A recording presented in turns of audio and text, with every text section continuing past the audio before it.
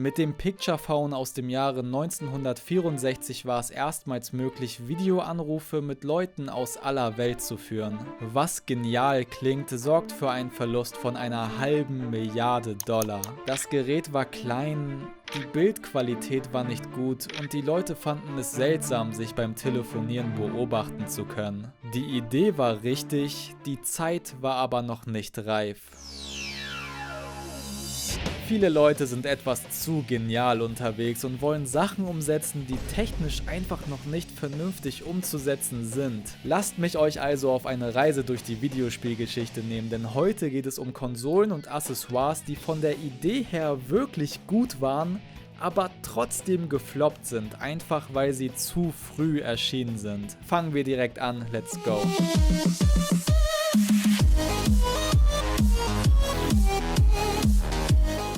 Es ist immer so das Ding mit revolutionären Ideen. Man kann auf Papier komplett kochen, aber wenn es entweder technisch nur schwer umzusetzen ist oder die Leute es noch nicht checken, kann man einen Haufen Geld verbrennen. Apple ist seinerzeit sehr oft fast pleite gegangen, weil sie Dinger rausgehauen haben, die niemand gecheckt hat. Das Message-Pad war eine coole Idee, um digitale Notizen zu machen, aber es hat nicht richtig funktioniert und war sehr teuer. Der Apple Lisa war ein bahnbrechender Computer, aber viel zu teuer, und der Apple Pippin war die hauseigene Gaming-Konsole von Apple, die ihrer Zeit aber keineswegs voraus war, sondern einfach gestunken hat und deswegen ein Fehlschlag war. Man muss manchmal einfach warten, bis man Sachen vernünftig und einfacher umsetzen kann, bevor man sie auf den Markt bringt, und ein großes Beispiel für diese Ungeduld ist in meinen Augen das Satellaview von Nintendo. In einer Zeit, wo es noch nicht möglich war, Sachen über das Internet zu downloaden, musste man sich anders behelfen und die Lösung war Satellit.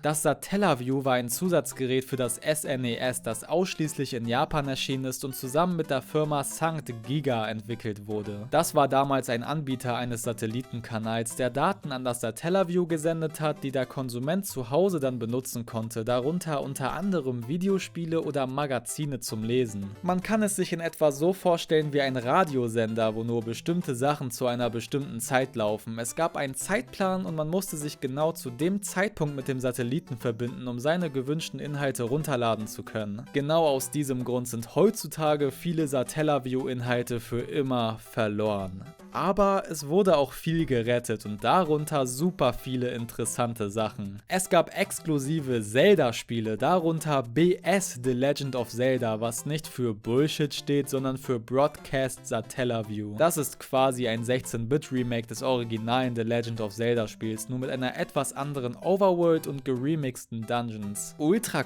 cool, und ich weiß nicht, warum das nie als eigenes Spiel rausgekommen ist. Ähnlich verhält es sich mit BS The Legend of Zelda Ancient Stone Tablets, was quasi einfach nur eine neue Version von A Link to the Past ist mit vielen abgeänderten Elementen. Das wirklich Besondere an diesen Spielen war allerdings, dass man sie nicht direkt komplett spielen konnte. Jede Woche kam ein neuer Part raus und man musste quasi jedes Mal neu zur richtigen Zeit einschalten, um die Spiele komplett absolvieren zu können. Es gab auch komplett neue F-Zero-Spiele wie BS F-Zero Grand Prix Teil 1 und 2, die sich sehr an dem Original orientiert haben, aber hier und da neue Strecken und sogar neue Fahrer reingeworfen haben. Chrono Trigger hat als eines der größten SNES-Spiele in Japan sehr viele Bonusinhalte bekommen. Radical Dreams ist eine Visual Novel, die nochmal eine Nebengeschichte zur eigentlichen Story des Spiels erzählt. Quasi eine Art DLC, bevor es DLCs gab, und es war komplett exklusiv nur über Satellit verfügbar. Es gab das Jetbike-Minigame als volles Spiel und verschiedene Enzyklopädien, in denen man Infos zu den Charakteren und dem Spiel bekommt. Einfach süße kleine Extras. Ich würde in einem solchen Video aber nicht über all das reden, wenn es wirklich nur Positives gibt. Um das Satellaview benutzen zu können, musste man sich das Zusatzgerät kaufen, sowie die dazugehörige Cartridge, Satellitenempfänger und monatliche Mitgliedschaft, was an die Inflation angepasst ungefähr 800 € entspricht. Die Idee ist unfassbar gut, aber damals einfach noch zu teuer und zu umständlich, um sie alltagstauglich zu machen. anfangen. Reden wir lieber über coole Konsolen wie den Game.com,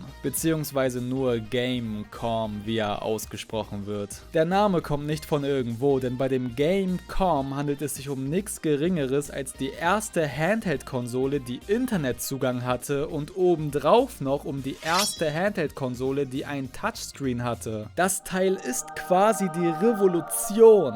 Naja, so halb zumindest. Um in das Internet zu kommen, musste man sich das zugehörige Gamecom Modem zulegen, zusammen mit der Gamecom Internet Cartridge. Dreimal dürft ihr raten, wie viele Spiele die Internetfunktion genutzt haben. Das Leben ist eine Tragödie. Kein einziges Spiel auf der Konsole hat von dem Internet Gebrauch gemacht, was es irgendwie komplett unnötig gemacht hat. Das Einzige, was man internettechnisch mit dem Gerät machen konnte, war es, E-Mails zu schreiben. Die Touchscreen-Funktion ist zugegebenermaßen aber schon cool, wobei auch hier nur absolute Basic-Rätselspiele umgesetzt wurden, was die breite Masse tatsächlich nicht begeistern konnte. Das Teil war ein Flop, da die Technik, die verbaut wurde, einfach noch nicht richtig genutzt werden konnte. Tiger Electronics, die Firma hinter dem Gamecom, hat ihren Durchbruch übrigens mit lizenzierten LCD-Spielen hingelegt. Kleine Geräte, die man mit den Spielsachen im Happy Meal vergleichen kann und die ihrer Zeit auf jeden Fall nicht voraus waren. Im Gegenteil sogar, man hat extra technisch veraltete Geräte rausgebracht, die man zu einem kleinen Preis verkaufen konnte, um eine kostengünstige Alternative zu teuren Gaming-Konsolen anbieten zu können, was eine gute Sache ist. Den Vogel abgeschossen haben sie allerdings mit der R-Zone. Das war ein Stirnband, das man sich umschnallen konnte, mit dem man aussah wie Vegeta. Auf diese Scheibe vor dem Auge wurden dann die LCD-Spiele projiziert, quasi um ein VR-mäßiges Spielerlebnis zu erschaffen. Wie soll ich sagen? Es hat nicht so richtig hingehauen. Es ist schrecklich und wir sollten nie wieder darüber reden. VR in seiner Anfangszeit war generell so eine Sache. Es gab durchaus potente VR-Gerätschaften in den 90ern, wie die Virtuality-Reihe an Systemen. Das waren ganze Anlagen, in die man sich reinstellen musste und ich selbst habe es nie ausprobiert, aber man sagt, dass es ziemlich gut funktioniert haben soll. Die Nachteile an dem Brocken sind offensichtlich. Für den Gebrauch zu Hause war das natürlich nix, sondern nur Sachen für Arcade-Hallen, vor allem auch durch den super hohen Preis von ca. $60.000 pro Gerät. Die Technik war da, man musste es nur noch schaffen, sie praktischer zu machen. Nee, das meinte ich eigentlich nicht damit. Wir kommen nicht drum rum, Leute, wir müssen ganz kurz über den Virtual Boy reden. Das war Nintendos Versuch, in die revolutionäre Technik der Virtual Reality einzusteigen und wurde zu dem größten Flop der Firmengeschichte aus offensichtlichen Gründen. Um Kosten zu sparen, wurde auf ein Display gesetzt, das nur 4 Farben anzeigen konnte, 3 verschiedene Rottöne und Schwarz. Rot aus dem Grund, weil die roten LEDs zu dem Zeitpunkt echt einfach am günstigsten waren. Obwohl man so viel geopfert hat, um den Preis unten zu halten, hat der Virtual Boy am Release aus heutiger Sicht knapp $400 gekostet, was weitaus mehr war als ein Game Boy und nur knapp weniger als andere Heimkonsolen. Ich habe den Virtual Boy mal auf einer Messe ausprobiert und der 3D-Effekt, der durch 2 separate Screens erzeugt wird, die leicht verschoben sind, funktioniert sogar relativ gut. Die rote Farbe ist allerdings schrecklich und man bekommt relativ schnell Kopfschmerzen. Es fühlt sich so an, als würde man Spiele in der Hölle spielen. Packen wir das Teil am besten schnell wieder dahin, wo es hingehört. Die etwas leichtere Vorstufe von VR ist vermutlich sowas wie Xbox Kinect, wo eine Kamera aufgestellt wird, die dich quasi in das Spiel rein befördert. Als das allerdings noch nicht möglich war, wurde Quatsch wie der Sega Activator betrieben. Das ist ein Ring, den man auf den Boden legt und sich anschließend mitten in ihn reinstellt. Um jetzt Inputs tätigen zu können, muss man seine Hände oder Füße über einen der 8 Sensoren bewegen, die diese mithilfe von Infrarot wahrnehmen und an die Konsole senden. Das Ganze funktioniert quasi wie ein normaler Controller, also eine Seite ist A, eine Seite ist B und wenn du ein Fighting Game spielen willst, musst du deinen Körper komplett verrenken. Ich finde das Konzept wirklich interessant, aber so wirklich Spaß machen oder dich ins Spiel rein teleportieren macht es nicht wirklich. Vielleicht hat der Aura Interactor einen besseren Job gemacht? Es wurde damit beworben, dass man Schläge spüren kann, Explosionen, Kicks, Uppercuts, Slam Dunks, Body Blows und mehr. Das mit der Immersion habe ich mir anders vorgestellt. Das Teil funktioniert wie ein Rucksack, den man sich umschnallen konnte und vibriert hat, wenn ein lautes Geräusch vernommen wurde, quasi um den Impact von einem Schlag zu simulieren. Doch ein bisschen unterwältigender, als ich erwartet habe.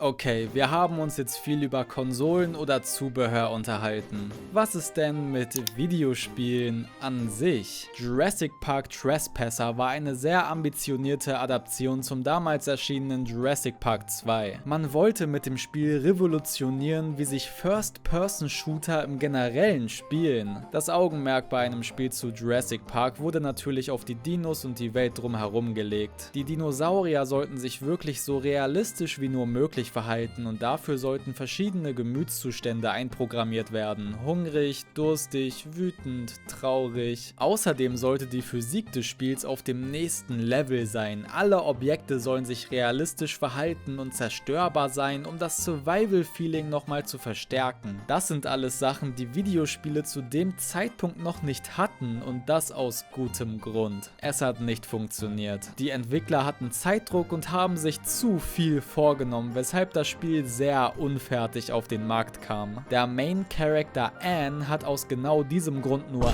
einen Arm. Es war nicht genug Zeit, einen zweiten Arm einzuprogrammieren, weshalb Anne sich einfach ihren linken Arm in der Anfangs-Cutscene bricht, um zu rechtfertigen, dass sie alles in dem Spiel nur mit einem Arm machen muss. Die realistischen Emotionen der Dinos wurden komplett über Bord geworfen. Pflanzenfresser-Dinos sind 24/7 friedlich, was heißt, dass sie einfach nur random in der Welt rumlaufen und Kreise drehen. Fleischfresser-Dinos auf der anderen Seite waren immer auf das Maximum aggressiv und sind immer sofort zum Spieler gesprintet, um ihn zu töten. In Kombination mit den Überbleibseln der versuchten realistischen Verhaltensmuster kann es einem manchmal so vorkommen, als wäre jeder Dinosaurier besoffen oder so. Das Konzept des Spiels war wirklich cool, aber am Ende des Tages dann doch ein zu großes Vorhaben für die damalige Zeit, vor allem wenn man eine Deadline hat. Too Human, Shenmue, Panzer Dragoon Saga, alles Spiele, die viel zu ambitioniert für die damalige Zeit waren und deshalb fehlschlugen. Ich weiß nicht, ob man das als seiner Zeit voraus betiteln kann, aber das Spiel Steel Battalion hat es sich zur Aufgabe gemacht, das immersivste Mecha-Simulationsspiel aller Zeiten zu sein. Um das zu bewerkstelligen, hat man diesen Controller rausgebracht. Er besitzt 44 Knöpfe, 2 riesige Joysticks, Rädchen, Schalter und einen Rauswurfknopf. Der wichtigste Knopf. Ich kann hier nicht mal irgendwas Negatives sagen. Es ist unfassbar cool und ich wünschte, ich hätte das Spiel zu Hause. Das ist allerdings eine Sache, die wohl nicht passieren wird.